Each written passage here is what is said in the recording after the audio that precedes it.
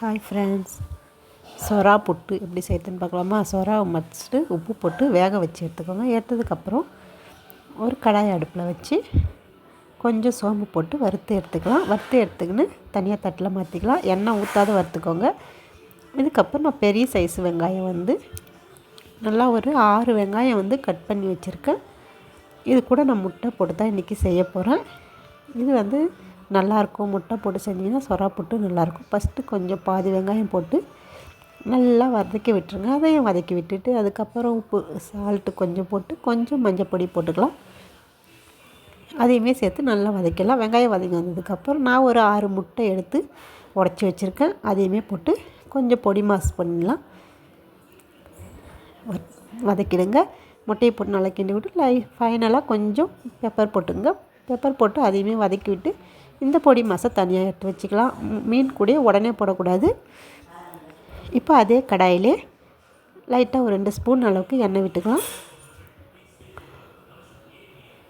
எண்ணெய் காஞ்சதுக்கப்புறம் கொஞ்சம் பச்சை மிளகா, நான் காரத்துக்கு ஒரு 6 பச்சை மிளகா வச்சுருக்கேன். இப்போ நான் வறுத்து வச்ச சோம்பு அப்படியே கசக்கி போட்டுக்கிறேன். கையாலே கசக்கி போடுங்க, நல்லாயிருக்கும். இப்போ கட் பண்ணி வச்ச பச்சை மிளகா போட்டுடுறேன். அதுக்கப்புறம் 20 பல் பூண்டு, கொஞ்சமாக இஞ்சி கட் பண்ணி வச்சுருக்கேன். அதையும் போட்டு நல்லா வதக்கிக்கிறேன். செம்ம வாசனை தூக்குதுங்க. இந்த மாதிரி நீங்களும் வீட்டில் ட்ரை பண்ணி பாருங்கள். இப்போ கொஞ்சம் கருவேப்பிலை, மீதி வெங்காயத்தை போட்டு நல்லா வதக்கி விட்டுக்கிறேன். வீட்டில் ட்ரை பண்ணி பார்த்துட்டு எப்படி இருந்தது சொல்லுங்கள். இந்த மாதிரி முட்டையும் சொரா மீனும் சேர்த்து சாப்பிடக்குள்ள அது நல்லாவே இருக்கும். ரொம்ப டேஸ்ட்டு கொடுக்கும் நல்லா.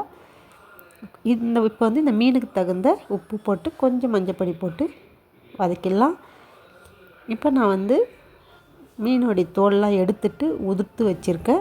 நல்லா வேக வச்சு எடுத்து உதிர்த்து வச்சுருக்கேன். இதை நல்லா வதக்கி விடலாம். மீனை நல்லா கிண்டி விடணும். உதிர்ந்து வரணும், அந்த ஈரம் இல்லாத வரணும். அதுக்கப்புறம் நான் இப்போ அந்த முட்டையுமே சேர்த்துக்க போகிறேன். அந்த பொடி மாஸ் பண்ணி வச்சோம்ல, அதையுமே அது கூட சேர்த்துக்க போகிறேன். இந்த மாதிரி செஞ்சு சாப்பிடக்குள்ள நல்ல டேஸ்ட் இருக்கும். நான் இப்போ இதில் சோம்புலாம் போட்டதுனால நல்ல ஒரு மணமும் இருக்கும். கவுச்சடிக்காது, நல்ல டேஸ்ட் இருக்கும். இந்த மாதிரி நீங்களும் வீட்டில் ட்ரை பண்ணி பார்த்துட்டு எப்படி இருந்ததுன்னு சொல்லுங்கள். என்னுடைய கமெண்ட் பாக்ஸில் கமெண்ட் பண்ணி சொல்லுங்கள்.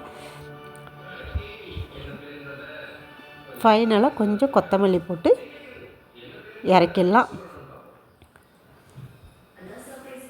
என்னோடய வீடியோ உங்களுக்கு மிஸ் பண்ணாத வரணும்னா என்னோடய சேனலை சப்ஸ்கிரைப் பண்ணி வச்சுக்கோங்க. சொரா புட்டு ரெடி. சுட சுட சொரா புட்டு சூடாக சாப்பிட்டோன்னாக்கா அது நல்லாவே இருக்கும். ஓகே, பாய். என்னோடய கமெண்ட் பாக்ஸில் கமெண்ட் பண்ணி